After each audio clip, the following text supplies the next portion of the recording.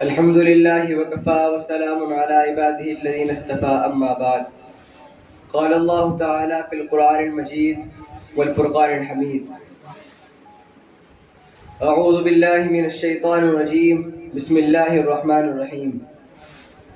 قل هو الله أحد الله الصمد لم يلد ولم يولد ولم يكن له كفوا أحد. محترم حضرات، میں نے آپ کے سامنے ابھی ایک پوری سورت تلاوت کی ہے.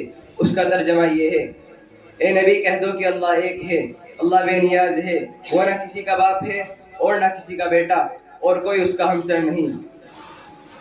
کیا یہ حقیقت نہیں کہ جب ہم تاروں بھرے آسمان، چوڑی چکلی زمین، اتھا سمندر، اونچے پہاڑ اور بہتے دریا دیکھتے ہیں تو بے سا یہ خیال آتا ہے کہ ان کا کوئی خالق ہے، کوئی ہے جس نے ان چیزوں کی تخلیق کی ہے.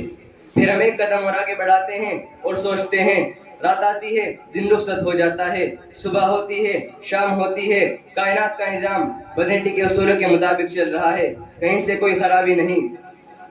شمس و قمر اپنے وقت پر نکلتے اور اپنے وقت پر ڈوب جاتے ہیں تو بے ساختہ یہ کہنا پڑتا ہے کہ اس عظیم کائنات کا کوئی حاکم ہے جسے کسی کے تعاون کی ضرورت نہیں، جو چاہے کر سکتا ہے، اسے روکنے والا نہیں. اگر کوئی روکنے والا ہوتا تو کائنات کا نظام اس اچھے ڈھنگ سے نہ چلتا. لو کان فیہما آلہۃ الا اللہ لفسدتا. اگر ان دونوں میں یعنی زمین و آسمان میں اللہ کے علاوہ اگر کوئی اور معبود ہوتا تو دونوں ٹوٹ پھوٹ جاتے. جب کسی ملک میں دو بادشاہ نہیں رہ سکتے، کسی بھی ادارے کے کئی صدر نہیں ہو سکتے، تو بھلا اس کائنات کے کئی حاکم کیسے ہو سکتے ہیں؟ محترم دوستو، اگر ہم اپنی اس باوقار مجلس کے کئی صدر چن لیں تو کیا یہ چل سکتی ہے؟ کیا لوگ ہمیں بیوقوف نہیں کہیں گے؟ تعجب ہے ان لوگوں پر جو سارے جہاں کے کئی صدر مانے ہوئے ہیں. کوئی باپ بیٹا روح القدس کا نظریہ تراشے ہوئے ہے، کوئی ہزاروں دیوی دیوتاؤں کو پرمیشور کا ساجی مانتا ہے.